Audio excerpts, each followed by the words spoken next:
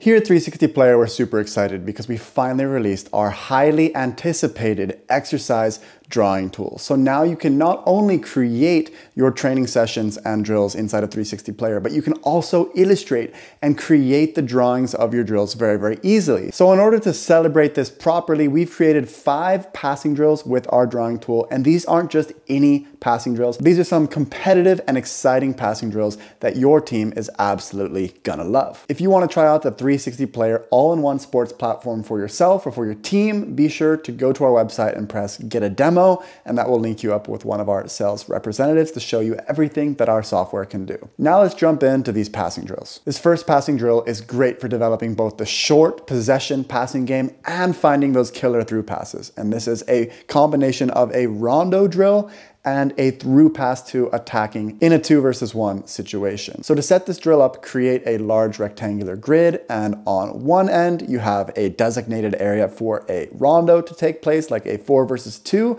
like we've illustrated here, and then on the other side have 1 or 2 defenders in this defensive area with a mini goal. And how this plays out is that the team with the ball starts the rondo in the 4 versus 2, and as soon as they complete a minimum number of passes, say they get 6 passes in a row, for example, they can then play a through pass in on goal, and their players can try to score in a 2 versus 1 or a 2 versus 2 on the mini goal. As a coach, you can make tons of different adjustments to this drill to suit your team's needs. For example, you could shift the numbers of players involved in the rondo. You could have a 5 versus 2, a 5 versus 1, whatever you need to do. You can adjust the size of the grid. Larger grids make it easier for a team to pass and maintain possession, whereas tighter spaces make that much more difficult. And you can also adjust the number of defenders in this defensive side, as well as how many attackers the attacking team can send in once they've sent in that through pass. Another fun idea, if you want your team to work on attacking quickly, is setting a time restriction that a team must score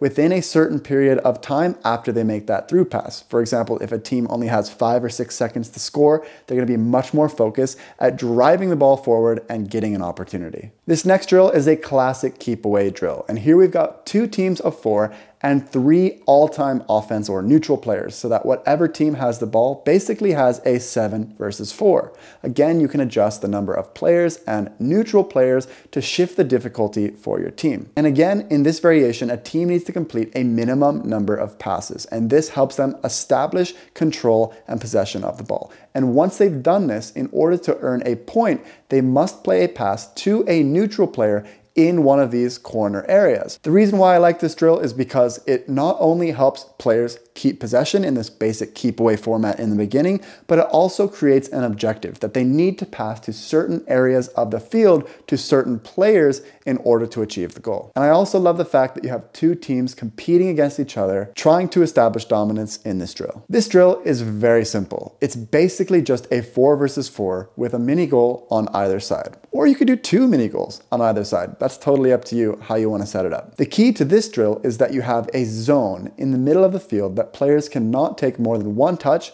when they are in this middle zone.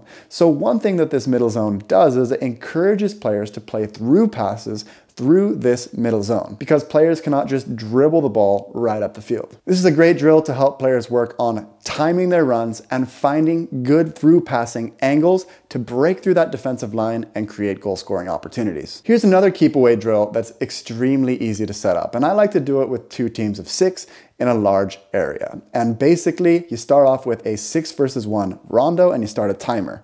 And for every 30 seconds that the team keeps possession of the ball, the defensive team can add in another defender. And as soon as the team in possession loses the ball or it goes out of play or the defenders win it, then you stop the timer and that is the score that the team got. And then you basically just switch roles and the team that was the defending team before tries to beat the time that the team before it had gotten. And this is a great way, again, stimulating this competition between 2 teams going back and forth to try to set a new record. It creates this sense of urgency for both the offense and the defense, because the defense is trying to win the ball so that the team cannot get a longer period of time in possession, and it really forces the offensive team to focus and not give away possession easily. Most teams can easily keep possession in a 6 versus 1 situation. So 30 seconds is a really good benchmark. It gets a little bit more challenging when you go to a 6 versus 2, a 6 versus 3. So you can see how long your team can keep possession of the ball. I think it's a really fun way to do it. For this drill, set up a grid with 3 areas, and you have a 4 versus 1 rondo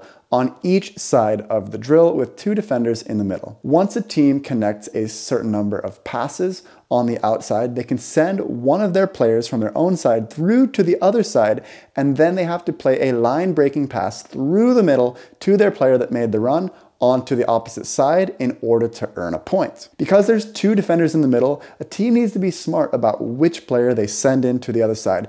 Try to time it and find an opening in order to complete this pass. If a team on one side loses the ball, then the team on the opposite side starts with their rondo immediately and tries to do the same thing, attacking the other way. So if you use these 5 passing drills in your training sessions, it'll really help your team keep possession of the ball. But what good is possession if your team can't finish and actually score goals? Well, we've got you covered because in this video, we cover some of our favorite finishing drills.